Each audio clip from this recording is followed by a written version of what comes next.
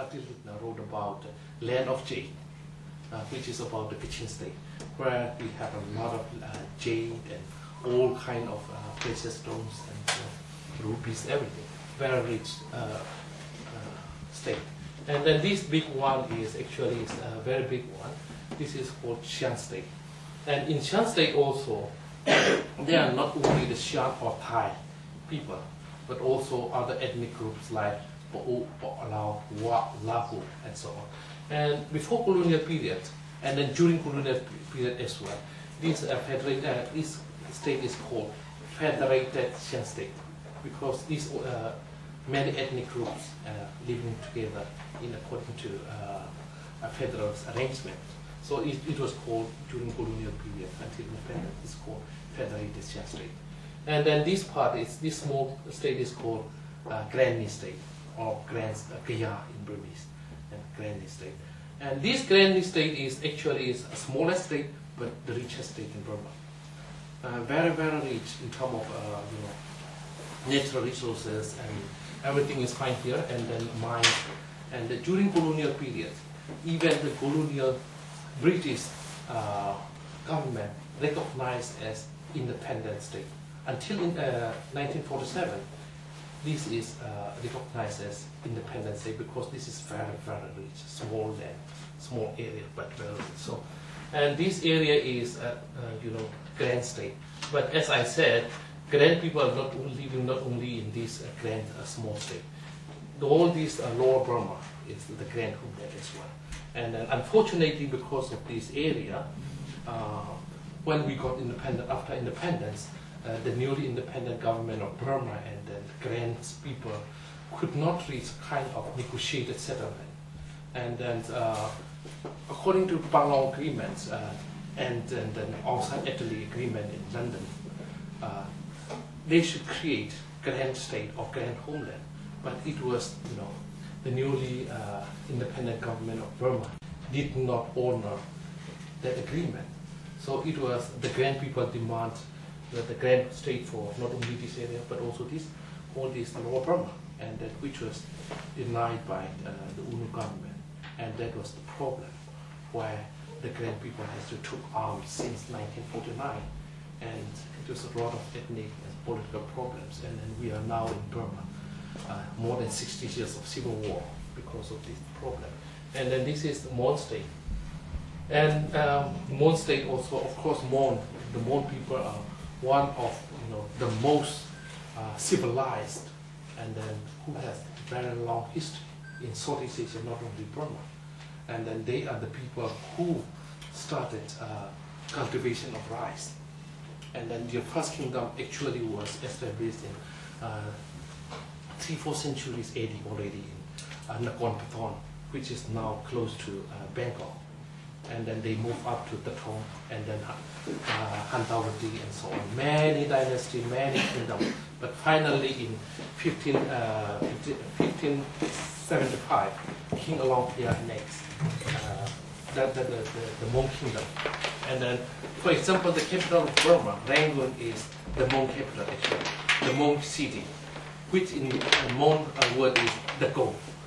The Gong. And then the Gong is now, when the King Alongpia annexed the Mon kingdom, and he changed the city name from the Gong to Yangon. Yangon means the end of the war. So actually our capital name is the City of Peace. If we translate literally, Yangon means the City of Peace, but where we don't have peace, unfortunately. And this is what we are struggling for, to have peace again in the future. And this central part is the Myanmar of the Brahmin ethnic groups live here since 11th century. They established Pagan dynasty in 11th century, and then from Pagan dynasty to Gombong dynasty in 1885, when the British conquered their kingdom. And then, as I said, the British occupied the whole regions separately.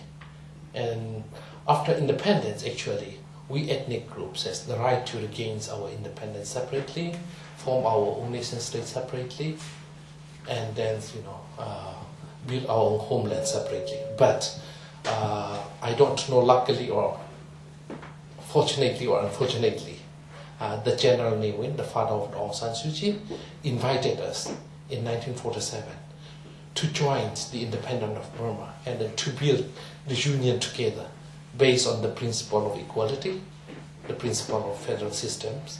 And then this was where we signed the Palong Agreement. And then based on Palong Agreement, the modern nation state of the Union of Burma was born in the 12th of February 1947. And we became independent. But as I said, this agreement was not fully implemented by the government.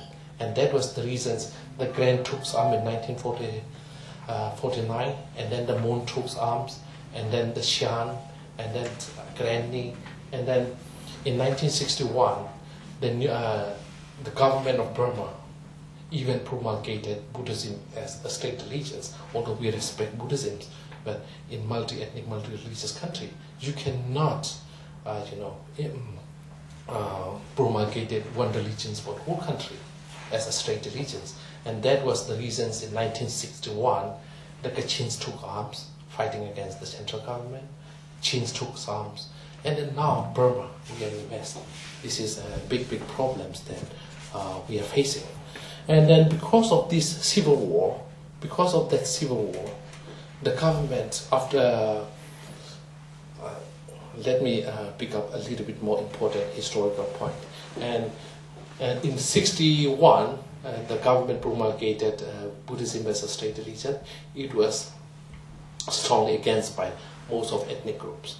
And then in the end of 61, all ethnic groups came together, and then they demand to amend the constitution based on the principle of Palong Agreement in 1947. And when the conference was held in the Shan State, Dongji, in June 1961, and then they demand the government to amend the constitution. But it was the Burman side, a kind of chauvinist, especially the Burma army, which was trained by the Japanese during the Second World War, based on the fascist ideology.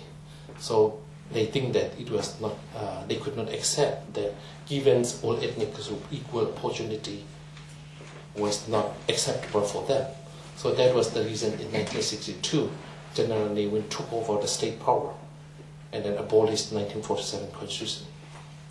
And then finally in 1974, he rewrite the constitution based on one-party system, one-party dictatorships, of course, and then all other ethnic groups. The right of all ethnic groups was eliminated.